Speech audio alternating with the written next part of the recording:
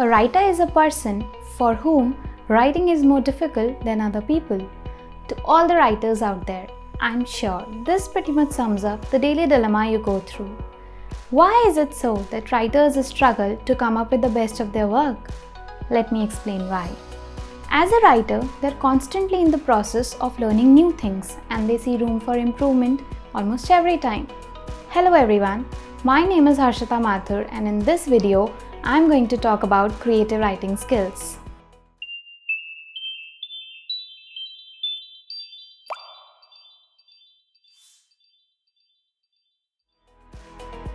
So let us first understand what is creative writing. Creative writing is an artistic form of writing which imaginatively expresses ideas and thoughts. The better way to understand this is to think yourself as a thought bank. Whatever you see, you feel or you hear can be stored and put to better use later. The question is how we can use it. There are three major types of creative writing. First, poetry. Poetry is full of writers' own life experiences. Hence, it is full of creativity. Second, fiction. Fiction is full of imagination from each scene to every character. Hence, it too is an excellent example of creative writing. Third, creative non-fiction. This category serves to feed your brain with hardcore reality while also being creative. This includes biographies, autobiographies, memoirs, and self-help books. As a writer, we confront numerous problems while composing a work. As a result, writing can become tiring and time-consuming activity. This can force the writer into oblivion.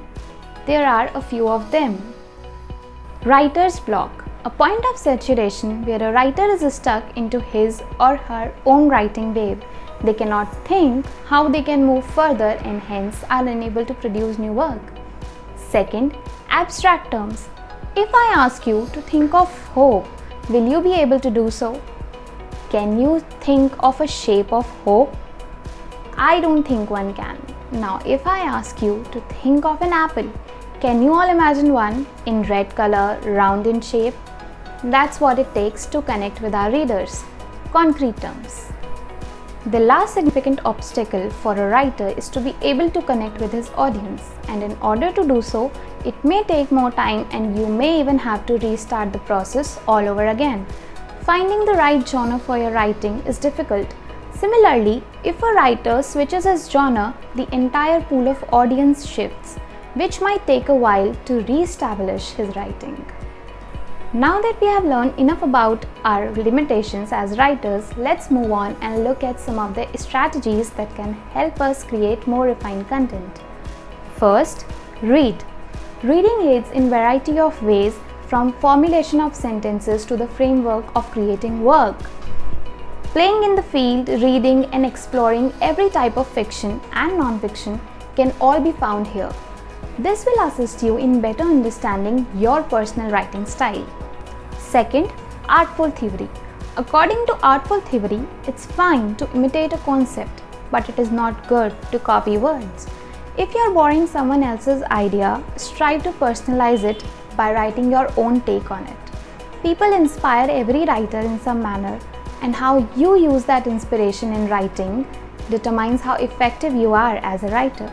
Assume that person A produces an essay about revamping the education system, and person B is inspired by his thoughts, and he too wants to add to the discussion. He might take his concept and focus on developing measures for it. That would be thievery, but it would be artistic thievery. Finally, to appeal to the audience, use concrete terms. Concrete words are basically objects that are available to the senses. For example, walking, cold, red, chair, grass, etc. Now, if I ask you to think of rain, whether it's on your terrace or balcony, outside your home, or on your way back home, we all can imagine rain. If I combine it with an abstract term, it might sound like hope smells like the fragrance before rain. It might be interesting to combine abstract and tangible elements with concrete terms. Use effective metaphors to support your statement. If you are giving a presentation, use physical props to make it more powerful. For example, if you are advertising for pencil colors, you could say with this you can do a great sketch, but with this you can not only do a sketch but also color it. Let us now look at some of the exercises which will help writer to generate fresh ideas. You can do these writing exercises 10 minutes a day or several times a week. First, alphabet writing exercise. In this exercise, you should write unique words from each alphabet starting from A to Z. This writing activity is helpful as it will challenge you to think about uncommon words that you don't use very frequently. Look up words in a dictionary and come up with a way to start a sentence. Second, writing prompts. When you are stuck or don't know what to write about, writing prompts comes in handy. These will challenge your imagination and provide you with the new writing themes. Imagine you see a train today or hear its honking. Try to build a plot on that. Write whatever comes to your mind. Third, make up your own story based on someone else's.